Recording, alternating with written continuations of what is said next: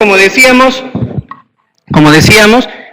en general la atención de salud hoy en día es muy competitiva, es de un conocimiento muy amplio, es de tecnología ilimitada y es de ciudadanos empoderados. ¿Qué significa esto? Por ejemplo, en el primer caso, ustedes han notado, por ejemplo, que hoy en día hay mayor cantidad de centros médicos, clínicas privadas. ¿Por qué existen? Existen no solamente porque haya alguien que necesite atención de salud, eso implica también, hay gente que invierte en salud y que va a necesitar servicios y que el hospital o la clínica que se creen van a tener que ofrecérselos. Cada vez hay más clínicas privadas. Eso es porque la atención de salud así lo exige, porque de repente la demanda es mayor que la oferta existente. Es de conocimiento muy amplio porque cada vez nosotros llegamos a tener en el tema de atención en la salud más información. Cuando ustedes van a atender, ¿cuántos de ustedes les ha sucedido que tiene un paciente al frente y les empieza a hablar, por ejemplo, sobre hipertensión y el paciente ya ha leído en internet sobre hipertensión arterial y ustedes les empiezan a dar algunos conceptos que ellos de repente ya los han revisado? Es decir, ya la atención de salud no solamente está enfrascada en el concepto antiguo de que el médico es el único que sabe sobre salud, es el paciente también el que de alguna manera ya conoce lo que es su servicio o el servicio que quiere recibir, porque también están empoderados, es decir, ya saben cuáles son los derechos a los cuales les asiste la ley con respecto a su atención. Y es de tecnología ilimitada. Hace poco estuvimos en un curso en el cual estábamos viendo los avances tecnológicos para el diagnóstico de cáncer de mama, y la verdad es que año a año estamos cada vez con sistemas de diagnóstico radiográfico mucho más fino, de tal modo que lo que hace un año podía ser un equipo de última generación de mamografía, para el siguiente ya es obsoleto. Entonces la tecnología va avanzando cada vez más y van apareciendo sistemas de diagnóstico cada vez más eficientes que hacen que la atención de salud sea mucho más, digámoslo así, más integral, más completa. Y de igual manera, ya no solamente estamos nosotros aquí en el Perú, o lo que nosotros hacemos en nuestra práctica diaria en Lima, sino que ya nosotros podemos estar al día con todos los avances tecnológicos, con todos los avances científicos a través del Internet, dado el hecho de que también la salud ya está dentro de un enfoque de tipo globalizado. Entonces, decíamos que las personas a las cuales nosotros vamos a atender, le podemos llamar de diferentes maneras, usuarios, consumidores o clientes, son muy exigentes, muy informados, muy volubles, porque a ustedes les va a suceder que van a encontrar a un paciente que aparentemente viene con una actitud muy receptiva, pero sin embargo cuando ustedes le dicen, bueno señora, ¿para qué viene?, de repente les responde mal o responde agresivamente. Entonces el paciente también tiende a cambiar rápidamente su estado emocional o su reacción de acuerdo a cómo es que también percibe al médico al frente. Es de expectativa muy alta. ¿Por qué? Porque es cierto, piensa que la persona que está al frente para atenderlo debe resolver al 100% todas sus necesidades.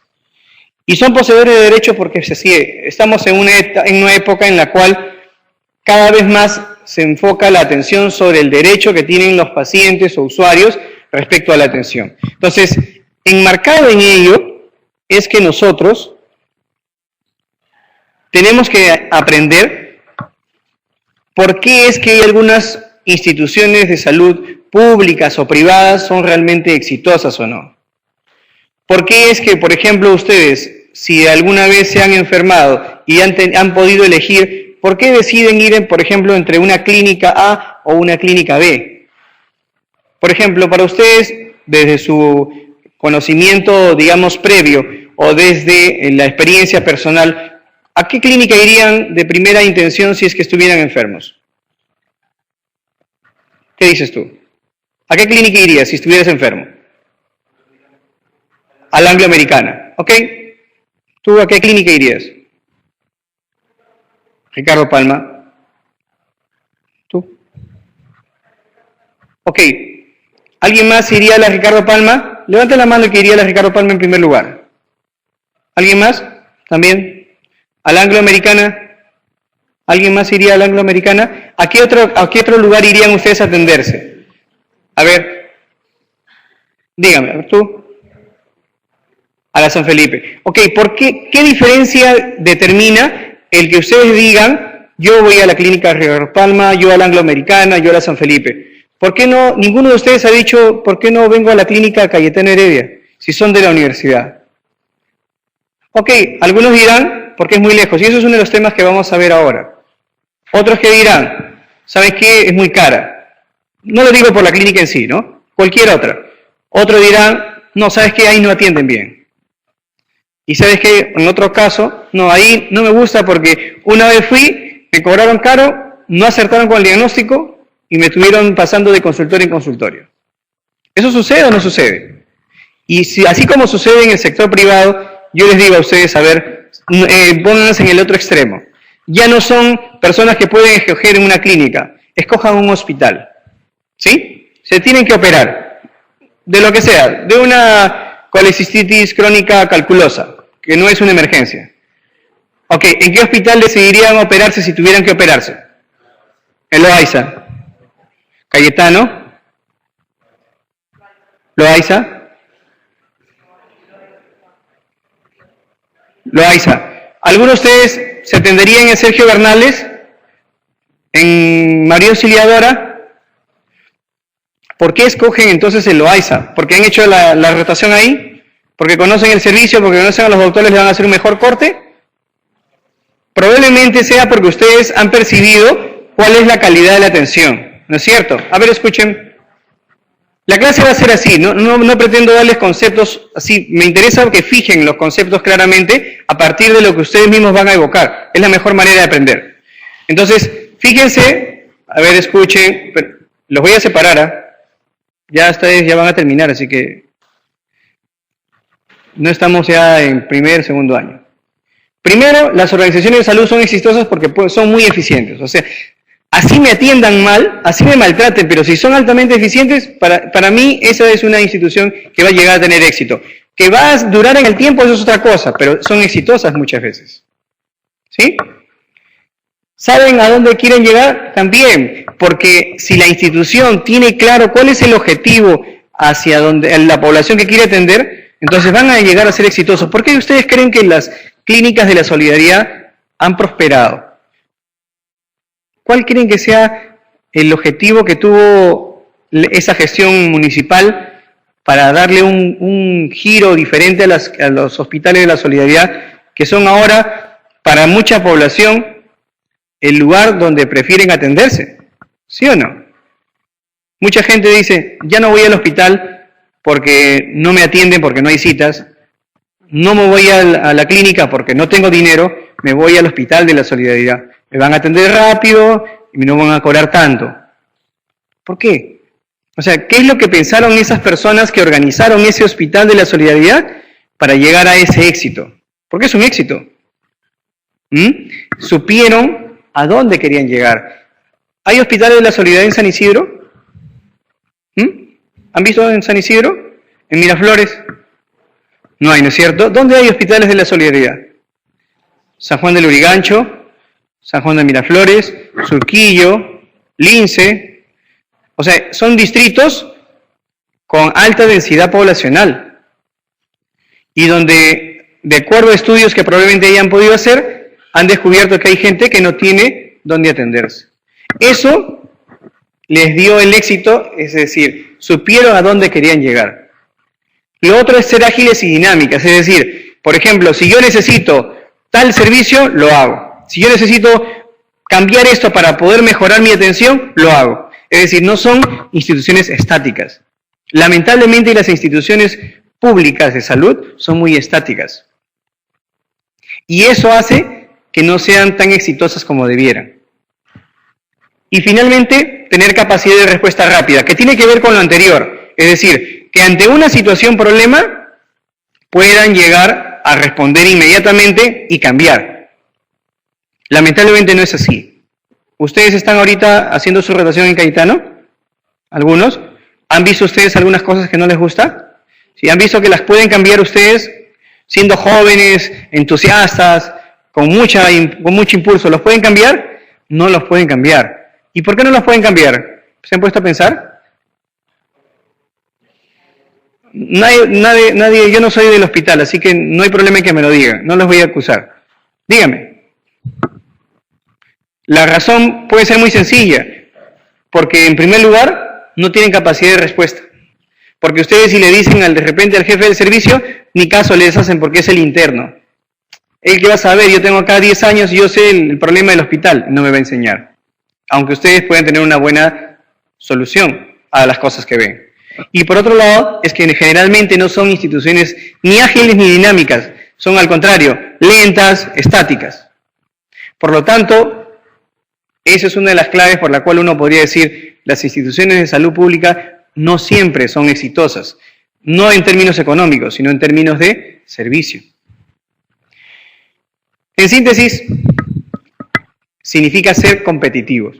Ser muy competitivos, pero no significa sacrificar la parte económica por la parte de atención de servicios. Competitivo en el sentido de que la competencia respecto a sí mismos tiene que ser cada vez en aumento, ¿no?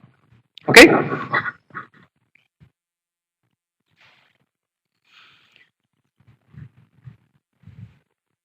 ¿Cómo es que la administración se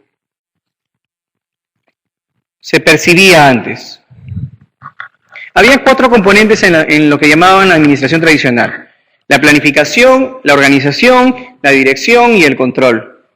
Y la planificación era fundamentalmente el cómo vamos a hacer algo. Es decir, a ver, por ejemplo, nosotros planifiquemos un paseo. ¿Cómo vamos a hacer el paseo? Bueno, pues si vamos a ir hacia la sierra, de repente nos vamos a Orajillo, nos vamos a Canta, tenemos que llevar nuestras carpas, tenemos que llevar los sleeping, tenemos que llevar las linternas, el primus, la comida, etc. Eso era lo que tradicionalmente se entendía como planificación. Es decir, ¿cómo vamos a hacer? ¿Cómo vamos a ponernos de acuerdo para hacer algo? ¿Sí? Sin embargo, y no voy a tocar los otros temas porque eso vamos a verlo en otras clases, la administración moderna es fundamentalmente gerencia. Es decir, la idea de gerencia está enfocada en administrar los pocos recursos o escasos recursos que tengo para satisfacer necesidades cada vez más crecientes. Es decir, que si yo tengo un presupuesto determinado, con ese presupuesto trate yo de resolver todas las necesidades que tiene mi institución para poder brindar servicios. Acuérdense que ustedes, si es que alguno todavía no lo tiene claro, ha escogido una carrera de servicio. Si alguno de ustedes piensa que va a ser médico para hacer plata, no se frustren. Nosotros generalmente no somos de tener tantos recursos, podemos vivir con tranquilidad, con cierta holgura en algunos casos, pero la mayoría no va a ser millonario. Entonces, gracias. Ya, gracias. La mayoría de nosotros no va a llegar a tener ingentes recursos como para poder pensar en ello. Entonces, como tal, somos personal de servicio. Y personal de servicio que debe saber que siempre va a trabajar con recursos escasos.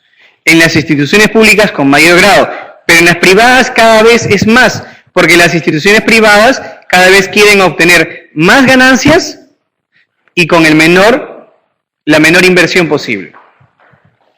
Por lo tanto, la gerencia no debe ser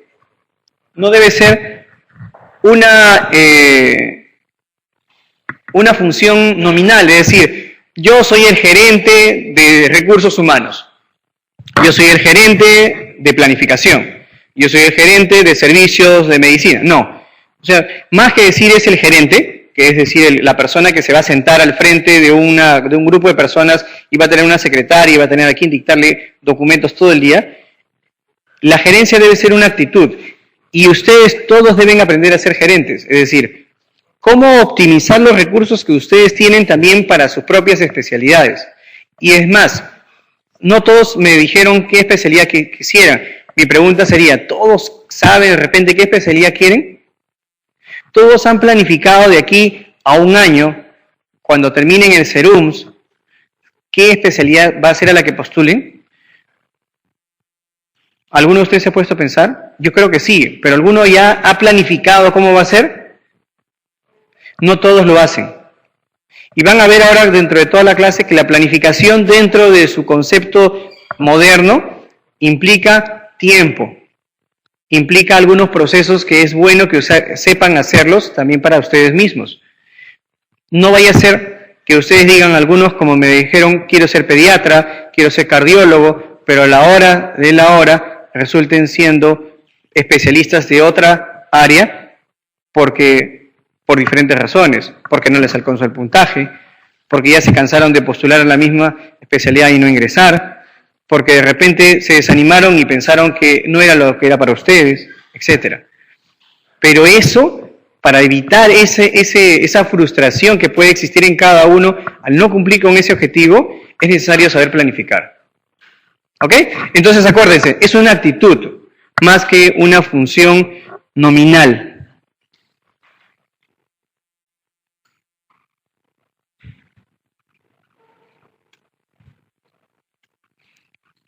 A ver. Solamente para efectos históricos, saber que el término del desarrollo de lo que es planificación pasa de la época de lo que llamaban la era industrial, con Taylor y Fayol, planeamiento de salud con Mario Testa, Mario Rovere, Carlos Malthus, pensamiento estratégico corporativo con Porter, Drucker, Omae, y en nuestro entorno más cercano en Perú con algunos autores como Pedro Mendoza, como Luis Robles y otro más que ustedes pueden encontrar en la bibliografía. Pero que tienen que saber que eso del planeamiento no es algo que existe así de la nada, es algo que se va ido construyendo. Entonces, hablemos un poco ya de planeamiento estratégico. Y para eso hay que ver algunas definiciones que son importantes. En primer lugar, lo que significa planificación, lo que significa estrategia. La planificación es un proceso, miren claramente las características que debe tener. Premeditado, es decir, que uno tiene que hacerlo a propósito, es decir, no es una cuestión casual. Tiene que ser consciente, es decir, que nosotros tenemos que recordar claramente para qué estamos haciendo esto.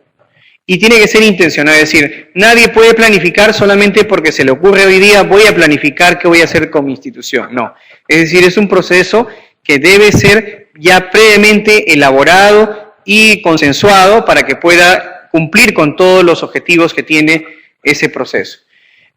Y conduce a decidir qué hacer, cómo hacerlo y cómo evaluar lo que se va a hacer, pero antes de hacerlo. Es decir, no esperar a que yo llegue al terminar todos mis procesos y decir, ¿y ahora cómo evalúo? Sino que desde antes ya yo sepa cómo es que debo evaluar lo que estoy planificando hacer. Eso le va a permitir poder lograr mejores resultados que aquel que no evalúa. Porque aquel que no evalúa finalmente, cuando termina de recorrer ese camino, no va a saber si está bien o está mal, porque nunca supo a dónde debía llegar. Y en el tema de estrategia, que es básicamente un conjunto de movimientos, dice, tendientes a proponer el objetivo del alcance. Yo siempre comento entre los alumnos, para lo que es estrategia, cosas muy elementales. Por ejemplo, en el caso de aquellos que postulan a la residencia, ¿cuántos de ustedes saben cuántas vacantes ofrece cardiología en Cayetano? Porque me imagino postular en Cayetano.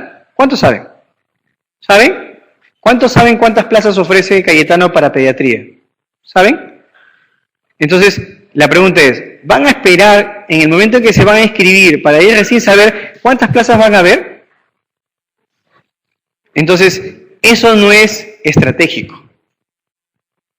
Es estratégico utilizar algunos elementos o instrumentos que me permitan saber qué es lo más conveniente hacer y en qué forma. Si, por ejemplo, yo fuera estratégico y dijera, bueno, yo como médico, yo digo, mi entrenamiento me ha permitido ser más hábil con las manos, entonces, para las cuestiones quirúrgicas sí puedo rendir. Otro dirá, ¿sabes qué? Y eso tiene que ver con el análisis que tienen que hacer de sí mismos. ¿Saben qué? Yo soy terrible en la parte quirúrgica, ¿no? Soy bueno, pero soy muy lento. Y un cirujano lento no sirve. ¿No es cierto? Entonces, me voy a dedicar más a la parte clínica. Y después de eso digo, ya, las partes clínicas, ¿qué especialidades clínicas existen? Tales. A ver, Reumatología nunca me gustó eso de los huesos, ver viejitos, no. Endocrinología, todo el día ver diabéticos, tiroideos, no, no me gusta. De repente por ahí medicina interna, pero medicina interna es como ser internado, dicen, ¿no? No. Entonces, esa disquisición les va a permitir a ustedes decidir a priori cuáles son las especialidades que más les gustan. Después de hacer eso, van a tener que analizar la currícula de esas especialidades. De repente, a ver cuántos de ustedes, a ver, yo les hago la pregunta que también me hicieron a mí en su momento. ¿A cuántos de ustedes no les gusta hacer guardias? ¿A todos les gusta hacer guardias? ¿Sí? O sea, si tuvieran que decidir en toda su vida, hacer toda la profesión, hacer guardias, ¿cuántos no quisieran hacer guardias toda su vida? Por ejemplo, a ti no te gustaría, ¿no es cierto? Ok, a mí tampoco. Es una de las razones por la cual yo no escogí hacer ninguna especialidad que tenga que ver con hacer guardias. Porque al día siguiente amanezco terrible. O sea, ya no respondo, estoy atontado, no respondo igual. Entonces, cada uno sabe cómo medirse. Y cada uno debe, en función a su análisis individual, también poder decidir qué hacer con la especialidad que va a escoger. Una vez que tienen esa información, van a decir, ok, y ahora viene lo otro. ¿Cuántas plazas hay normalmente en los últimos 3 o 4 años? De repente, para pediatría hay 40 plazas. ¿Podría yo ser uno de los 40? ¿Y cuántos se presentan? ¿Saben ustedes? Entonces, necesitan tener información para poder saber planificar su especialidad.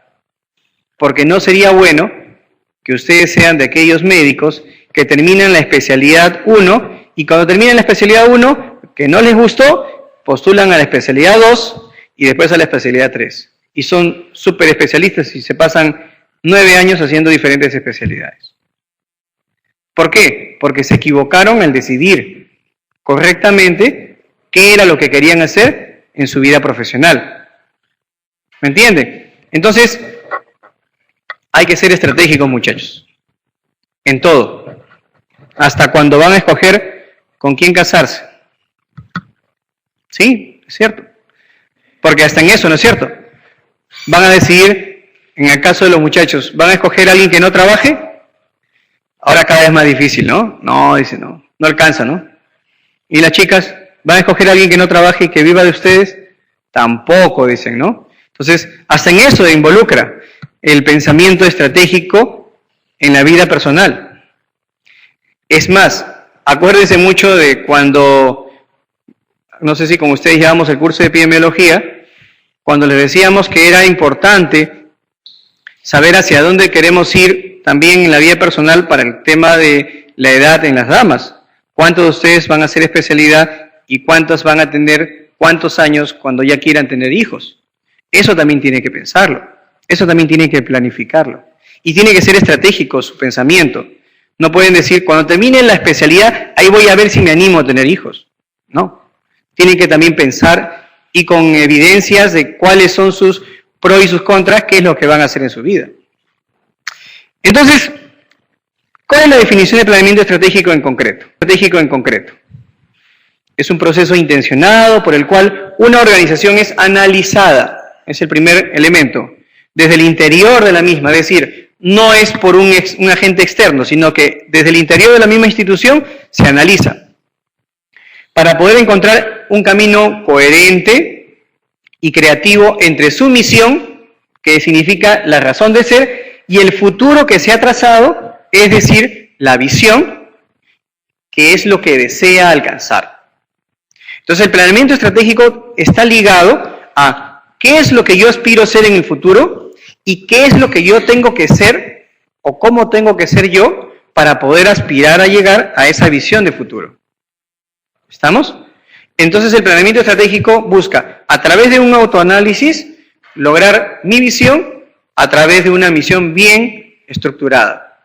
Ser un buen profesional para ser exitoso a través de un buen análisis de mi propia forma de ser. O en el caso de una organización, ser una organización coherente, sólida, a partir del análisis que se haga, con las mejoras que se tenga que hacer para lograr su objetivo final. ¿Cómo estás?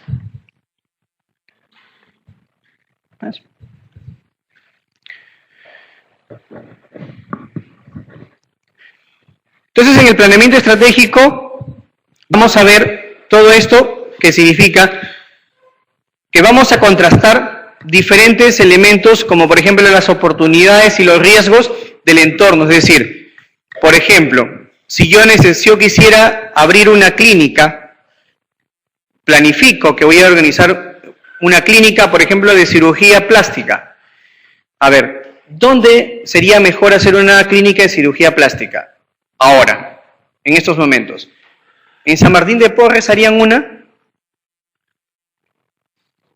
Yo le diría, ¿por qué no? ¿Por qué no? ¿Cuántas clínicas de cirugía plástica hay en San Martín de Porres? Si hay una, de repente por ahí está escondida, ¿no?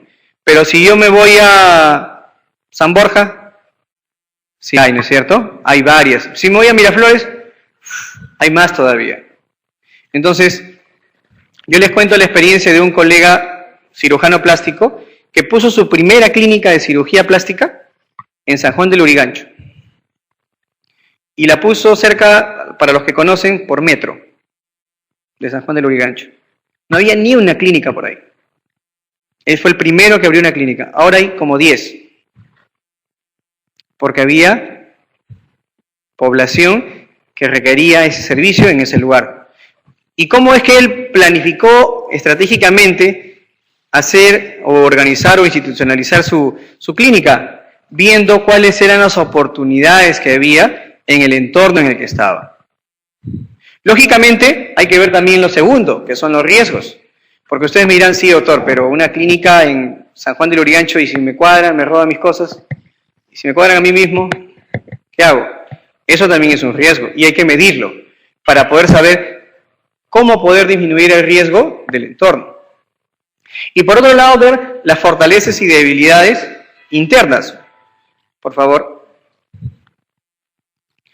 Es decir, las fortalezas, que eso vamos a ver más adelante, y las debilidades propias de la institución o de la persona. Y las opciones a partir de esto, ¿qué opciones puedo yo generar? ¿Hago de repente una clínica de día solamente? ¿Organizo de repente una clínica 24 horas? ¿De repente una clínica a la casa? Ustedes han visto, por ejemplo, esta clínica que está en la avenida Gregorio Escobedo, creo que es donde está la clínica San Felipe. ¿Sí? ¿Se ubican? Donde está la clínica San Felipe, a unas cuadras más, pasando el magisterio, hay una clínica ahí. Y es una clínica donde no hay médicos. Es donde el médico lleva a su paciente ahí. Es un espacio donde el médico alquila todo.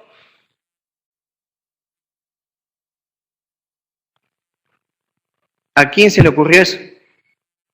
Y es muy útil para cirugías básicas como hernioplastías, cirugías laparoscópicas simples. Muy bien. A quien se le ocurrió fue muy creativo. Pensó estratégicamente y dijo, ¿qué cosas no hay en el mercado? Y lo usó. Y le va muy bien. Porque al médico le conviene, porque ya no tiene que estar viendo qué clínica está disponible en las camas o qué disponibilidad de centros quirúrgicos. Entonces, se ve qué opciones tienen para hacerlo. ¿Para qué? Para que de ese modo yo pueda elegir. Yo elijo finalmente a través de todo ese análisis qué hacer.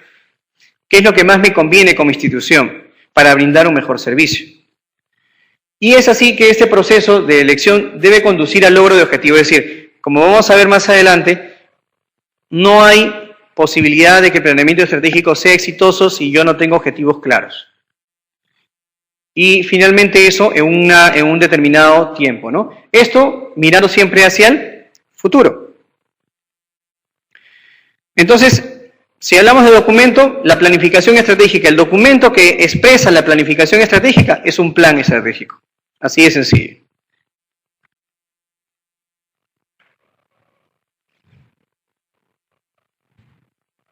Esa es una de las preguntas que creo que estaba en el examen.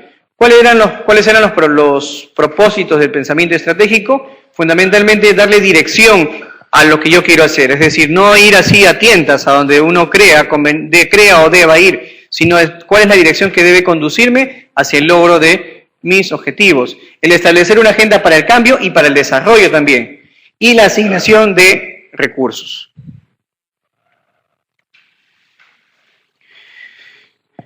Eso también creo que es parte de una de las preguntas. Todos los procesos del planeamiento estratégico, que son 6, tienen una expresión a través de un documento, ¿sí? Van desde el momento enunciativo, que tiene que ver con la determinación de la misión y la visión, el momento de análisis, expresado a través del diagnóstico, el momento de síntesis, que es el llamado FODA, el momento normativo, que tiene que ver con la elaboración de objetivos, el momento estratégico con la elaboración o diseño de estrategias, y el momento táctico operacional, expresado a lo que llaman el plan operativo, que es lo más común, o plan táctico en algunos casos también. Esta presentación se queda aquí en la máquina, así que no hay problema que ustedes la puedan obtener. Ok, entonces, ¿quién es el que debe planificar? Dice, el planeamiento es función del que está a cargo, es decir, el jefe, gerente, director, el que sea. Pero el jefe es el que planifica solo? No. El proceso de planificación, para que se pueda tener esa connotación, en primer lugar, ¿se acuerdan que decían que hay que hacer un análisis? Hay que hacer un análisis estratégico de la realidad. Y debe convocar a todos los actores que tienen relación con la situación sobre la cual se quiere planificar. Es decir, tiene que ser participativa. No puede ser solamente, o sea, el plan estratégico no puede ser elaborado por el gerente sin nadie. O sea, si yo soy el jefe del establecimiento y ustedes son los integrantes, y yo elaboro un plan estratégico y lo presento y ustedes ni lo conocen, no sirve. Porque tiene que ser elaborado con todos los integrantes de la institución. ¿Ya? Lo que les decía, la construcción de la misión, ¿sí? Perdón. A ver, ¿qué menciona Chancay? Dice, ¿en qué pregunta van? Todavía no estamos en ninguna. Pueden dar las claves al final de la clase. ¿Ok? Listo. Muy bien, seguimos. Todavía no hemos empezado a hacer la corrección del examen. La planificación entonces es participativa, la construcción de la misión es importante porque tiene que ser a través de una visión compartida por todos. Es decir, no puede ser posible que una institución haga un planeamiento estratégico si, por ejemplo, todos ustedes quieren desarrollar, por ejemplo, si fueran nosotros una clínica, desarrollar el área quirúrgica y yo quiero desarrollar el área clínica, asistencial.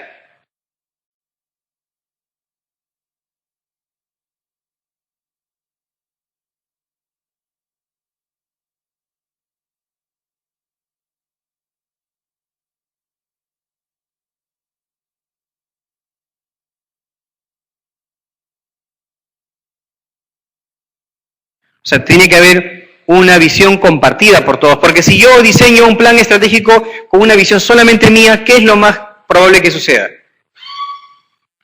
¿Qué va a suceder? ¿Va a funcionar? No va a funcionar, porque ustedes no están de acuerdo con lo que se quiere hacer. O sea, no se ha conciliado con los integrantes o los actores de esa institución cuáles son los objetivos y cuál es la visión a la cual se quiere llegar. ¿Ok? Para eso, y eso no es, va a ser motivo de otras clases, hay que tener liderazgo. Es decir, si no hay liderazgo en una organización, no hay éxito. Y el liderazgo puede ser, solamente les adelanto, puede ser real o puede ser formal. Es decir, el líder formal es aquel que es designado. Dicen, con una resolución ministerial, el doctor tal es el nuevo director del hospital Cayetano Heredia. Pero sin embargo, el doctor nunca ha hecho ni siquiera un plan operativo institucional y no sabe ni siquiera cómo funciona un hospital. ¿Tendrá esa persona perfil o condiciones para dirigir o conducir un hospital? Probablemente sí, pero más probablemente no. Entonces, la idea es que el liderazgo sea un liderazgo real, es decir, que la gente que a quien conduce lo siga. El líder efectivo o real es aquel que cuando mira hacia atrás hay gente que lo está siguiendo. El líder formal es aquel que va avanzando y dice que lo siguen, pero nadie lo sigue. Entonces tenemos que aprender nosotros también en nuestro entorno a ser líderes reales, no formales, no esperar a que nos digan, me van a poner con un papel que yo soy el jefe del servicio, pero ninguno de los médicos integrantes de mi servicio me respeta, ¿no? A ver, si no lo ponen en silencio, voy a pedir que apaguen el teléfono, así que por favor, ¿ya? Ya se los dije al principio. Ya se los dije al principio.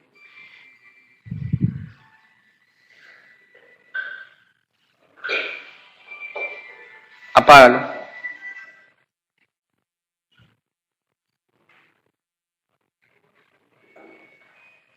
Ya.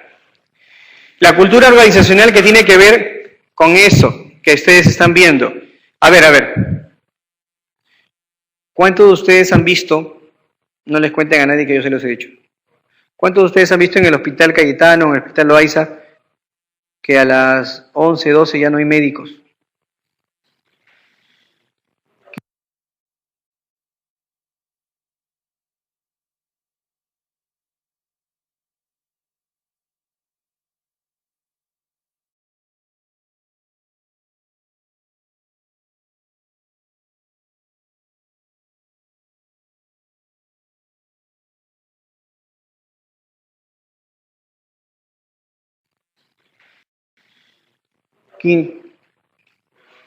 ¿Cuántos han visto? Aunque aquellos que no levantan la mano también han visto, pero no quieren levantarla, ¿no es cierto? Ok, ¿eso por qué es? ¿Por qué será? ¿Porque ya no hay pacientes que atender? ¿Porque no hay nada que hacer en el hospital? No, ya se ha hecho parte de la cultura organizacional de los hospitales que a partir de las 11 o 12 ya no hay médicos en los hospitales. En algunos, por supuesto, no digo todos. ¿Y eso sucede por qué? ¿Por qué creen que sucede? Yo les digo, ¿ustedes no lo van a hacer cuando estén también en esa misma condición? Al que ustedes se golpeen el pecho y digan que no lo van a hacer. Lo van a hacer porque se ha institucionalizado tanto en la cultura organizacional de los hospitales que ya es normal que se vea eso. Hasta el personal técnico sabe decirle a los pacientes, si viene después de las 12 ya no encuentran al médico por si acaso, porque ya cumplió con la cantidad de pacientes que ha atendido, lo cual es discutible. Entonces, así como también hay otras cosas favorables en términos de cultura organizacional, ¿cuántos de ustedes, por ejemplo, y eso más sucede en los internos, no han hecho alguna colecta por algún paciente indigente en el hospital? Más de uno probablemente, si no la organizó, colaboró. Y eso, a ver, ¿cuántos de los médicos o personal, ya no hablemos solamente de los médicos, yo también soy médico, así que sería hablar contra mí también, ¿cuánto del personal ya estable a veces hace eso? Muy pocos, ¿no? ¿Por qué solamente los internos? ¿Ustedes ganan mucho dinero? No creo, ¿no? Entonces, ese principio ese de solidaridad está más asentado en ustedes porque están en un contacto un poco más directo con los pacientes en un primer momento, de una manera más permanente, ¿no? Yo recuerdo en algún momento alguna alumna, que fue alumna mía, que después está en internado, pasaba todas sus fotos del internado y en todas abrazando a las abuelitas, abrazando a los pacientes, feliz, ¿no? Y eso es el grado de compenetración que tienen ustedes con los pacientes. Y es eso lo que hace que ustedes también tengan una cultura organizacional de los internos durante ese periodo. Pero que lamentablemente cuando van avanzando en el tiempo, se van adaptando al otro sistema de trabajo. Entonces, hay cosas que es mejor no cambiar, ¿no? Ojalá que ustedes no estén en ese grupo. Y los consensos. Significa que nada se hace por obligación. Nada se puede hacer por imposición. Es decir, no significa que todos tenemos que pensar igual. No todos tenemos que estar de acuerdo, es cierto. Pero el consenso significa, ¿sabes qué? Evaluamos los pros y los contras de cada situación y vemos qué es lo más recomendable, no para mí ni para ti, sino para la institución. Y en base a eso, hacemos un consenso y determinamos cuál va a ser nuestra misión de trabajo y cuál es el objetivo hacia el cual nosotros debemos cumplir, ¿no? ¿Y qué sigue ahora? Los momentos. El primero, El momento enunciativo que tiene que ver con tres cosas fundamentales. Lo primero, que es la misión, que debe responder algunas preguntas como ¿quiénes somos y para qué estamos? Es decir, tiene que buscar describir claramente quiénes somos como institución y para qué estamos, es decir, cuál es el rubro en el que trabajamos, cuál es la población a la que atendemos, etcétera, etcétera, etcétera. Toda una serie de requisitos que vamos a ver más adelante. La visión, ¿qué queremos ser y a dónde queremos llegar? ¿Sí? ¿A dónde queremos llegar? Es decir, no es a dónde queremos llegar mañana, sino a dónde queremos llegar a futuro. Y los productos, es decir, ¿qué es lo que realiza la organización para satisfacer esas necesidades de salud? Puede ser que sea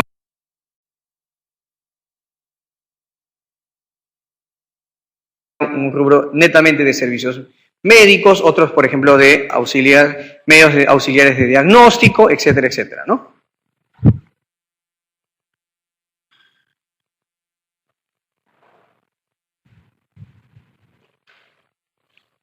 Entonces, empecemos a hablar de la misión.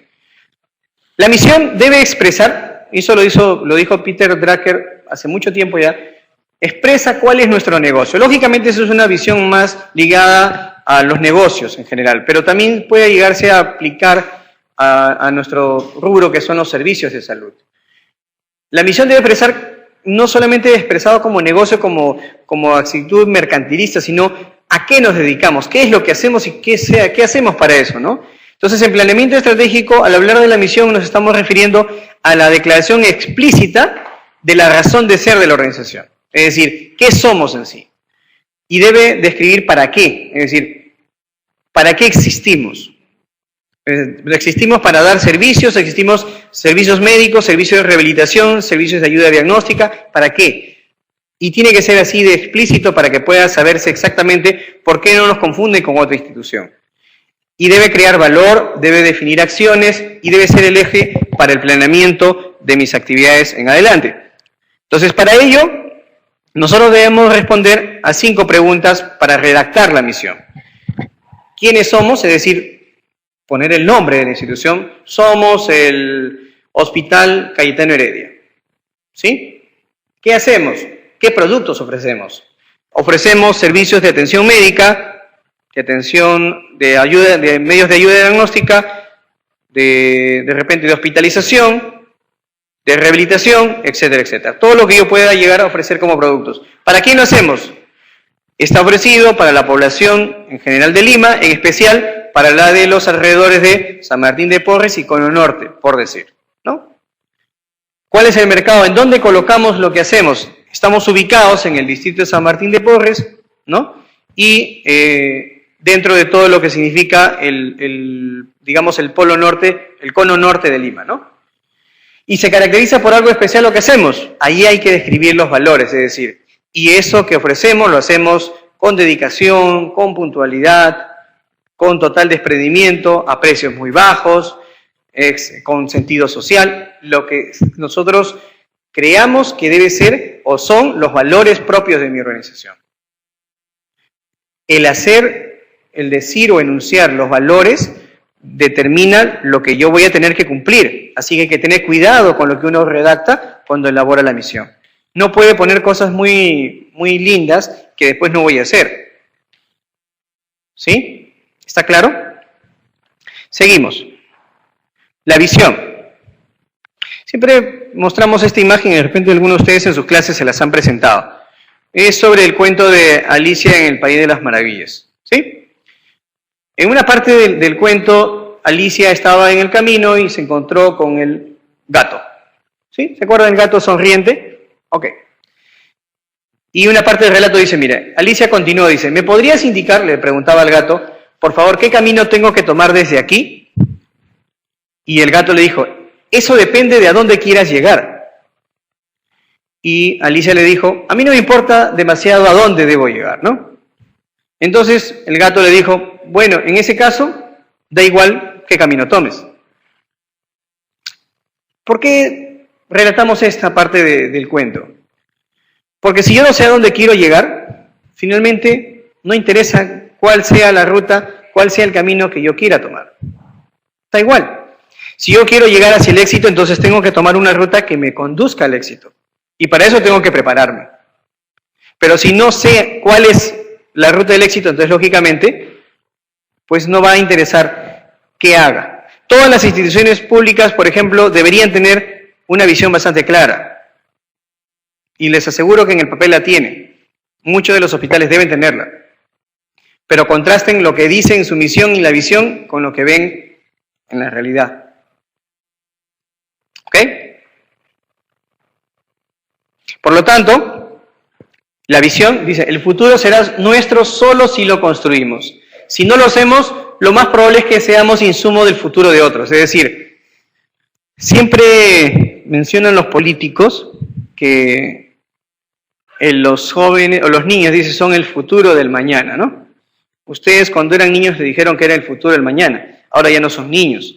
Yo les pregunto, ¿ustedes se consideran el futuro del Perú hoy en día? Algunos sí, algunos no. ¿Algunos han sido preparados para eso? Algunos sí, algunos no. Entonces, debemos nosotros hacer que el futuro se haga realidad en nosotros. No seguir pensando, ahora no, yo sí a mi hijo lo voy a criar como debe ser para que en el futuro realmente sea quien cambie este país. No, nosotros debemos ser aquellos que cambiemos el país. En el lugar en el que estamos, aunque sea un lugar muy pequeño, hay que hacerlo. Por lo tanto, la visión debe ser la descripción detallada del futuro de nuestra organización. Y debe ser una declaración de lo que queremos construir para nuestra organización. Es el que llamamos a dónde queremos llegar en un determinado tiempo. ¿Por qué es importante la visión? Porque permite identificar claramente lo que queremos lograr. Porque el desarrollo de la organización tiene que ver con ese futuro visionado. Si no sabemos a dónde vamos a llegar, no vamos a poder organizarnos bien. Porque es el que orienta los esfuerzos, le da coherencia y sentido a la acción de nuestra organización. Es decir, si por ejemplo yo quiero ser la mejor clínica de cirugía plástica y de repente rechazo a los pacientes porque de repente llegan tarde, o de repente no hay citas y ya no reprogramamos las citas, o de repente el paciente ya no viene y no lo llamo para decirle, señor, ¿por qué no pudo venir a su cita? Yo les hago la pregunta, ¿eso será caminar hacia el éxito en esa institución? No, probablemente fracase. Entonces tendrá que ver hacia el futuro si realmente todos los esfuerzos que hace están yendo hacia ese objetivo, ¿no? Y la visión, por lo tanto, debe ser creíble, debe ser realizable y nunca debe ser utópica. Es decir, yo, por ejemplo, digo, no quiero ser la mejor clínica del mundo, la mejor clínica de cirugía plástica del mundo. Le pregunto, ¿sabes cómo son las clínicas de cirugía plástica en otros países? No, pero yo voy a ser la mejor clínica del mundo. ¿Eso es real? Probablemente no. Hay buena intención, es muy interesante y muy loable su pensamiento, pero no llega a ser realista. Y por lo tanto es poco creíble. Pero que si yo, por ejemplo, a ver algunos de ustedes, sin que necesariamente tiene que ver con medicina, pero sí sigue siendo un servicio. ¿Ustedes creen que en un futuro cercano Gastón Acurio pueda llegar a tener los restaurantes más prestigiosos del mundo? ¿Creen que podrá hacerlo? ¿Sí o no? Yo les digo sí. Primero porque ya tiene uno en Sudamérica, ya tiene otro, en Sudamérica creo que tiene dos, tiene uno en Estados Unidos, va a abrir uno en Japón y va a abrir otro en Europa. Entonces yo le digo, ¿podrá en algún momento ser uno de los lugares de referencia en términos gastronómicos a nivel mundial y ser uno de los mejores restaurantes a nivel mundial? La respuesta es sí, es más creíble, porque ya tiene el contexto en el cual ha ido avanzando y ha ido desarrollándose y ha ido estableciendo su visión de futuro. Yo estoy seguro que él no ha pensado en sus planes de hacer su restaurante solamente para tener su local en Miraflores y se acabó. Eso solamente era un peldaño de todo lo que él ha pensado hacer. Entonces, esa visión de futuro no va a ser utópica, es decir, va a ser creíble y va a ser realizable en la medida en que ustedes puedan tener mejores elementos que le permitan sostener esa visión. Y para sostenerla, ¿qué deben tener? Una misión sólida. Es decir, la misión de su institución tiene que ser tan sólida que le permita construir y llegar a esa visión. Si no es sólida, es decir, si solamente es que está escrita en papel, pero no representa lo que ustedes son en realidad, no van a poder lograr el éxito. Solamente van a tener una bonita misión y una bonita visión en el papel. ¿Ok? La redacción en sí, que es creo que una de las preguntas que estaban en el examen, tiene que ver en general con que la descripción tiene que ser lo más detallada posible de cómo imaginamos que va a ser la institución en un tiempo que nosotros mismos establecemos. Para redactarse debe hacerse concentrándose claramente, debe imaginarse y debe describirse. No debe ser una descripción de cosas que queremos tener en el futuro, sino cómo es que yo veo que mi organización va a verse desarrollada desde el presente. Y es por eso, en el último ítem, que creo que era una de las alternativas, debe redactarse en tiempo presente. Es decir, la visión es mi visión de futuro, pero redactada en tiempo presente. Es decir, yo hoy, ¿cómo digo que voy a hacer en el futuro, pero como si estuviera haciendo hoy esa realidad? ¿Está bien? Entonces, lógicamente que hay algunas corrientes de pensamiento perfectamente válidas que dicen que a veces es mejor redactarla en tiempo futuro, pero la mayoría de los autores relata que es mejor que sea descrita en tiempo presente.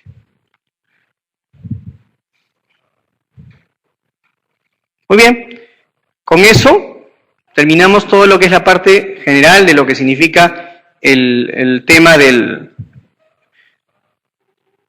la clase, y solamente quisiera que pudiéramos concentrarnos en el desarrollo ya de las preguntas. ¿Ok? ¿Tienen alguna pregunta más bien? Si es así, este es el momento, si no, para poder continuar. ¿No? Ok. Empecemos.